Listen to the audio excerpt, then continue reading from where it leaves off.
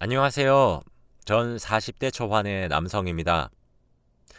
전 7년의 연애를 끝으로 결혼에 골이 냈고, 연애와 결혼 기간을 합치면 10년의 세월을 한 여자와 함께 했습니다.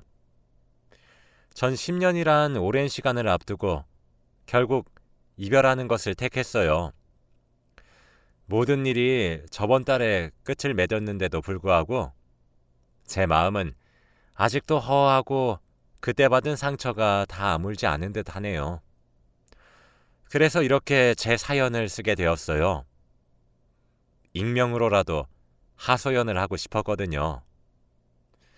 아무래도 지인들에게 진실을 말하기엔 너무 힘이 들어서요. 그럼 제 이야기를 이제 시작하겠습니다. 때는 10년 전 아내와 전 소개팅으로 만났어요. 나이가 비슷한 또래였는데 둘 다 그 나이가 되도록 일에 미쳐 사는 것을 택해서 저와 아내 둘 다 연애 한번 제대로 해보지 못했어요. 그날 아내는 저에게 첫눈에 반했습니다. 나중에 들으니 아내의 이상형이 현실에 존재한다면 그게 저라는 존재가 아닐까 하고 생각했다고 하더라고요. 아내는 적극적인 여자였어요. 감정 표현에 참 충실한 여자였고 솔직한 사람이었거든요. 그리고 사랑해 죽고 사랑해 사는 여자였습니다. 낭만이 가득한 사람이자 사랑이 충만한 사람이었죠. 저희의 첫 만남 이후 애프터 신청도 아내 쪽에서 해주더군요. 전 처음부터 아내가 마음에 쏙 들었던 것은 아니었습니다. 전 긴가민가 하는 상태였는데 아내 쪽에서 적극적으로 대시하기 시작하니 저도 점점 아내가 제 마음에 들어오기 시작하더군요. 그 사람을 만나니 머릿속에 촉이 오더라고요. 아, 나는 이 여자랑 결혼까지 가겠다. 이런 촉 말이죠.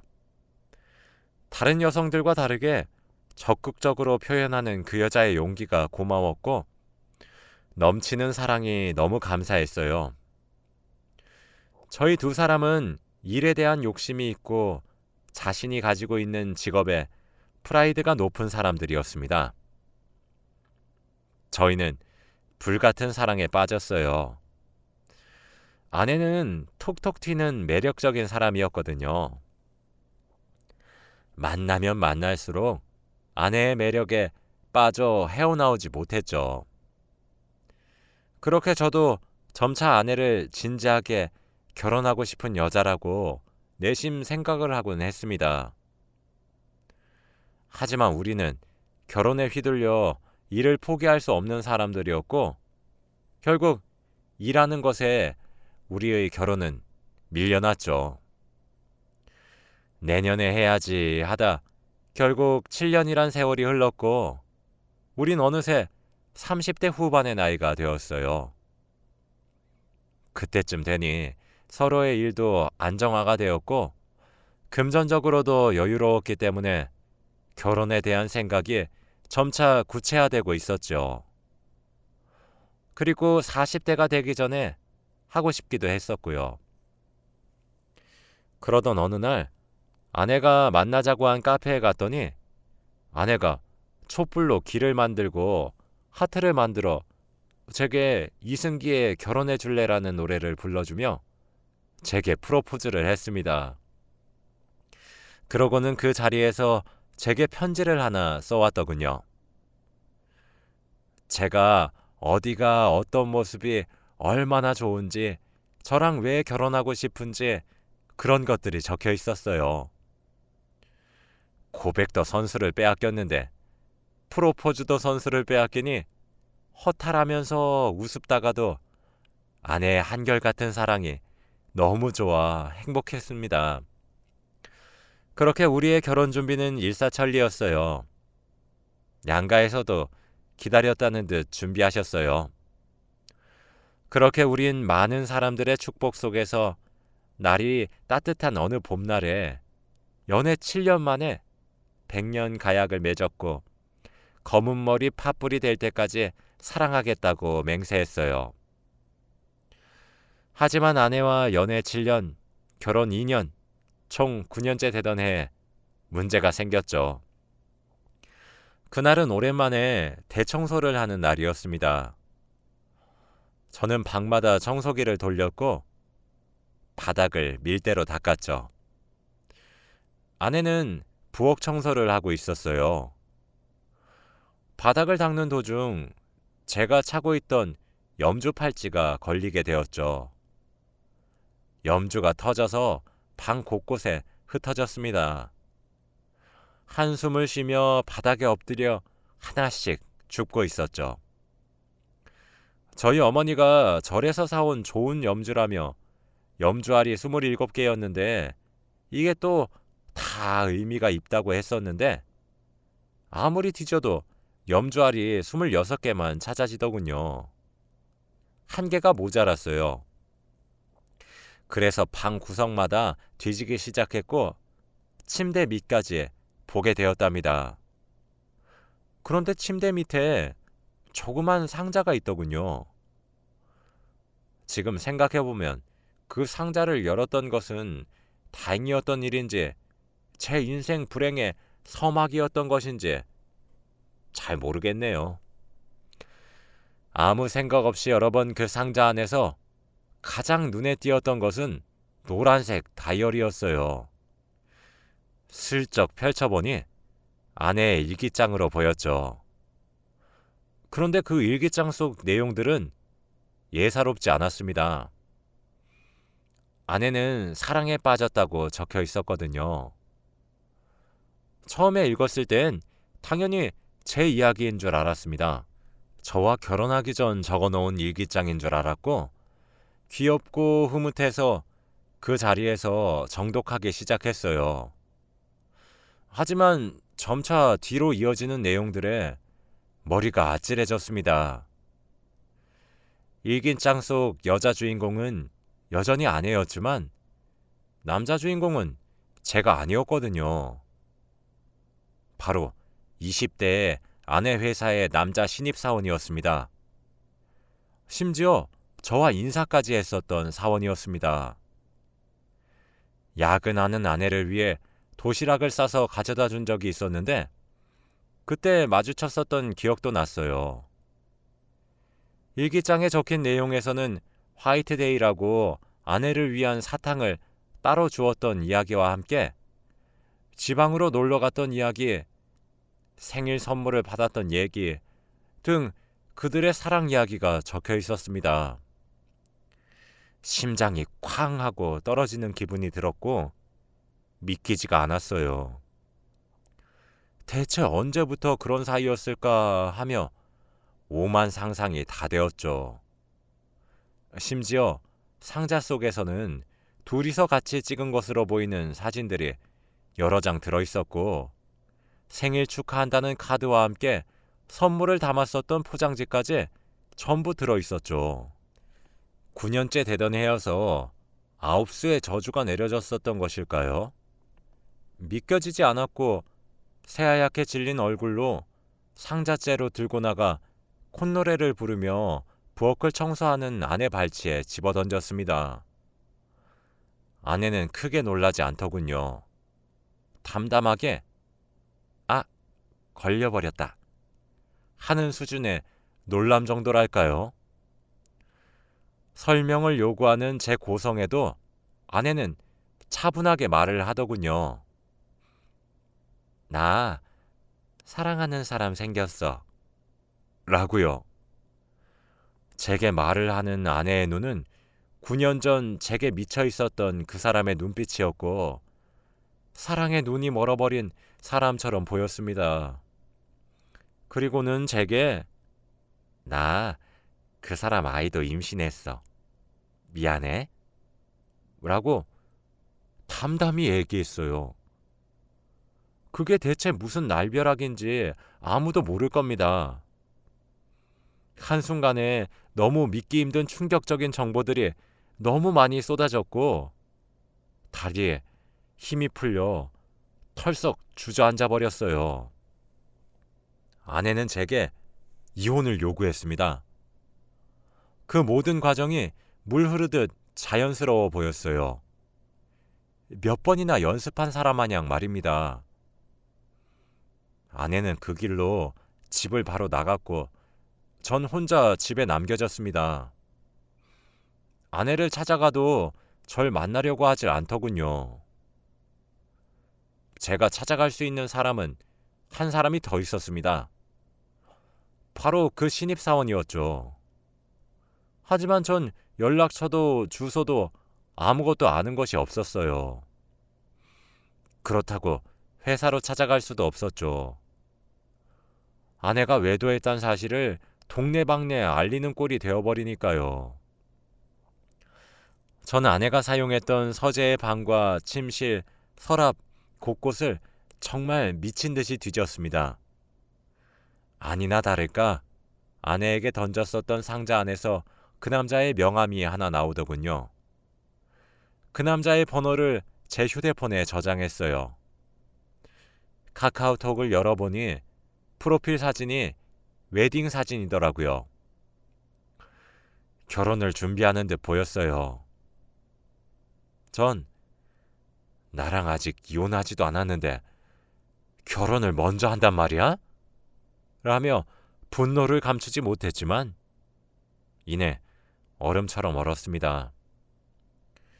프로필 사진을 눌러보니 웨딩드레스를 입고 있는 여자가 제 아내가 아니었기 때문입니다.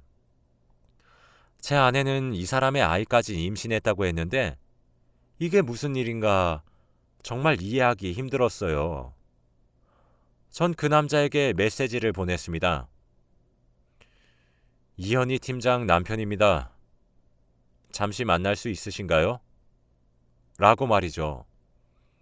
연락을 하고 1분도 채 지나지 않아 전 더 이상 할 말 없습니다. 팀장님께 제 의견 전부 다 전달했고 회사도 그만두고 고향으로 내려왔는데 남편분께서 왜 제게 연락을 하시는 건지 이해하기 힘듭니다. 괴롭히지 말아주셨으면 합니다. 죄송하지만 만남은 거절하겠습니다.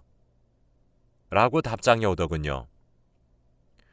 전 다급하게 현수 씨, 당신 정말 파렴치한 놈이었군요. 제 아내는 당신의 아이까지 임신했고 집을 나갔어요. 당신을 만나기 위해서 말입니다. 근데 회사까지 그만두고 고향으로 내려가 다른 여자랑 결혼을 준비하고 있습니까? 지금 제가 당신 상간남으로 고소해도 할 말 없으신 것도 아시나요? 라고 연락을 했더니 네? 아무래도 남편분께서 아직 모든 사실을 아시는 것은 아닌 것 같네요. 좋아요. 만납시다. 내일 오후 3시까지 이쪽으로 오시면 나가겠습니다. 라고 주소를 하나 제게 알려주었어요. 그날 밤 전 한순간도 잠들지 못했고 시간이 흘러 그 남자를 만나게 되었습니다. 새 신부가 될 사람과 함께 나왔더군요. 정말 뭐가 그리 당당한 건지 당최 이해가 되지 않았어요. 새 신부를 보니 현수 씨의 프로필 사진에 올라와 있었던 웨딩 사진과는 달리 배가 나왔더군요. 임신을 한 듯 했어요. 전 정말 두 여자를 동시에 임신시킨 그놈이 정말 원망스러웠습니다. 평화로운 제 가정을 깬 주범이 뻔뻔하게 새 출발을 하려고 한다는 사실도 죽을 만큼 싫었어요. 하지만 그 모든 것은 제 오해였습니다. 그렇게 전 그 남자와 그의 예비 아내를 통해 아내의 진짜 사랑 이야기를 듣게 되었고 그것은 제가 알고 있는 내용과 아주 많이 달랐습니다. 오히려 아내는 현수 씨의 스토커였어요. 상자에 담겨 있었던 화이트데이는 현수 씨가 지금 결혼을 준비하고 있는 예비 신부를 위해 사탕을 살 때 팀원들 것까지 함께 사서 똑같은 사탕을 하나씩 나눠줬던 것이었어요. 일 욕심이 많았고 이제 가정을 꾸려야 해서 책임감이 강하게 생겼던 신입사원은 팀장님의 이쁨을 받고 싶어 했던 일반적인 직원이었고, 그렇게 지방의 팀장님과 함께 출장을 가서 찍은 사진들은 단 둘만의 미래 여행 사진으로 바뀌어 있었던 것이었습니다. 아내에게 생일 축하한다는 카드와 선물의 포장지는 팀원들끼리 돈을 조금씩 모아 사들인 것이었는데 전달을 신입사원이 했던 것이었어요. 하지만 여기서 제 충격은 끝나지 않았습니다. 가장 충격적이었던 것은 아내의 임신이었어요. 현수 씨의 아이를 임신했다고 제게 이혼을 요구했던 아내가 실은 제 아이를 임신했던 거였어요. 현수 씨는 아내와의 부적절한 관계는 절대로 가진 적이 없고 밤늦게 만난 적조차 없을 뿐더러 지금 임신 중인 예비 신부에게 헌신하고 있었습니다. 그 와중에 예비 신부가 왜 이런 이야기를 나누는 곳에 나왔나 했더니 임신 중인 예비 신부에게 제 아내가 익명으로 SNS로 메시지를 보냈다더군요. 남의 남자 가로채니까 좋냐? 너 때문에 내 인생은 망했다. 현수 씨를 놔줘라. 등등 제게 하나둘씩 꺼내놓은 증거들은 제게 커다란 충격을 안겨주었습니다. 현수 씨가 제게 그러더군요. 저요, 회사를 때려치운 것도 전부 팀장님 때문입니다. 생각해보세요. 일개 신입사원과 경력이 있는 팀장 사이에 이런 일이 생긴다면 누가 그만둬야 되겠습니까? 그런데 진짜 어제도 제게 연락을 해오셨어요. 제가 이 사람과 결혼식을 하면 뛰어내리겠다고 문자가 왔단 말이에요. 전 진짜 피가 바짝바짝 마르는 기분이에요. 그리고 제 아내 될 사람은 무슨 죄가 있다고 이런 꼴을 당하고 이런 협박성 메시지를 받아야 되는 거냐고요. 제가 진짜 남편분보다 나이도 많이 어리기도 하고 이게 무슨 좋은 일인가 싶어서 조용히 떠났는데 굳이 찾아와서 들쑤시는 이유는 대체 뭔데요? 진짜 저 더 이상은 팀장님과 엮이고 싶지 않고 제가 사랑하는 이 여자랑 행복하게 결혼하고 잘 살고 싶습니다. 그러니 더 이상 찾아오지 마시고 팀장님이나 좀 말려주시길 바랍니다. 전 그 말 하려고 이 자리에 나온 거예요. 라고 말이죠. 그러고는 자리를 박차고 나가버렸어요. 제 아내는 상상 속의 연애를 하고 있었던 거였어요. 신입사원의 열의는 아내에게 사랑으로 둔갑되어 있었고 그렇게 작고 사소하게 시작했던 아내의 망상은 범죄 수준에 다다라 있었고 저와 아내의 사랑의 결실로 만들어진 아이는 현수 씨와의 아이로 둔갑되어 있었습니다. 정말 어디부터 어디까지 바로잡아야 하는지 갈피도 잡히지 않았어요. 정말 죽고 싶을 정도로 힘들었습니다.